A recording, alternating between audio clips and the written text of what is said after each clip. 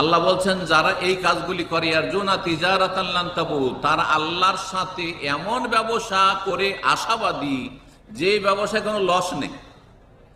আল্লাহর সাথে এমন ব্যবসা তারা করলো এবং এমন ব্যবসার আশাবাদী তারা, লান তাবুর, যাতে তাদের কোনো লস নেই, লাভ আর লাভ। দুনিয়ার ব্যবসাতে অধিকাংশ লোক কিন্তু লস খায়।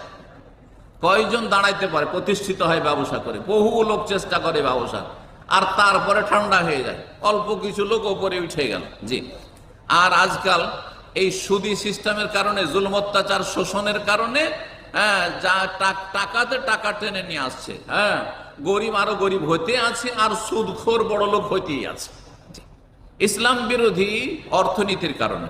তো যাই হোক, এই হচ্ছে কোরআনে কারীমের তেলাওয়াতের ফজিলত। কোরআনে কারীম যারা তেলাওয়াত করবে তাদের কোনো লস